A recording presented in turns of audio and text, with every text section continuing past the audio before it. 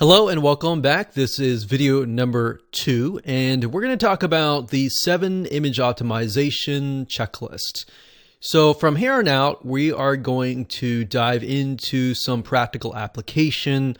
What I'm going to be doing in the future videos is really reverse engineering things in Google image search so that you have a better idea of why things are the way they are, and you have a better mental picture, a visual picture of what's happening.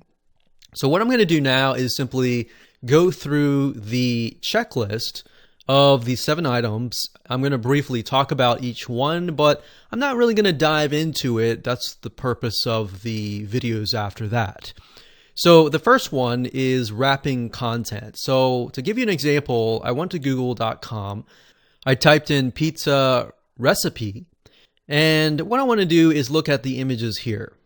And what I'm trying to look for is why the images here are at the very top. And that might change from niche to niche. So let's just go ahead and click on these right here. I'm going to open this one up and open this one up in a new tab. And I'm going to go ahead and click on visit. Now, whenever we do this in the reverse engineering process, I want you to load the blog that the image is located on, and then of course look for the image. So the image is here. So the first item of the checklist is wrapping content. In other words, the content that is surrounding this image is crucial. And we'll talk about why it's crucial, what your content needs to look like, what it needs to be, what kind of keywords you should use surrounding this image. That's the first one. Then, of course, the second one is file format conversion, meaning the image right here, what type of file format is it? Is it the right kind? Should we turn it into a different format? What different formats are available out there? Why they're important and all that.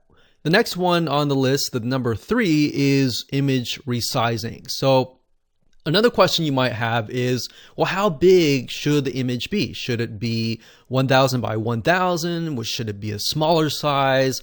What should that be? So we'll talk more about that in that video. And we'll do a little bit of reverse engineering in each one of these videos so that you have a better visual picture of why things are the way they are. And then, of course, the next one after that is file compression. Believe it or not, what we've found over the years is the reason why most websites don't load or don't rank really well is because their images just take a lot of space.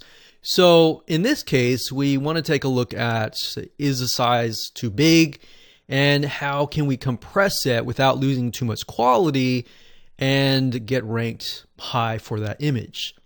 The next one on the checklist is the file name and the page URL. So if we right click here on the image itself, and sometimes it won't let us, but in this case, if we right click and we open the image in a new tab, the name of the file of the image is crucial. It's very important.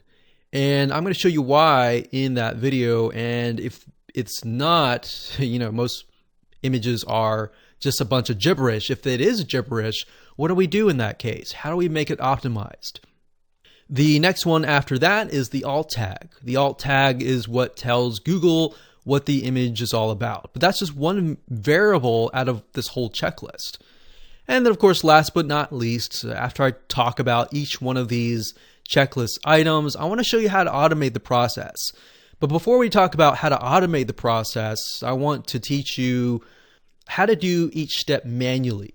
Because if you don't understand each step and the process behind it, and you jump to the automated process, then what that's going to do is it's just going to taint things and you're not going to be as effective. So we want to make sure that you are effective, you get the rankings that you are trying to achieve, and go from there.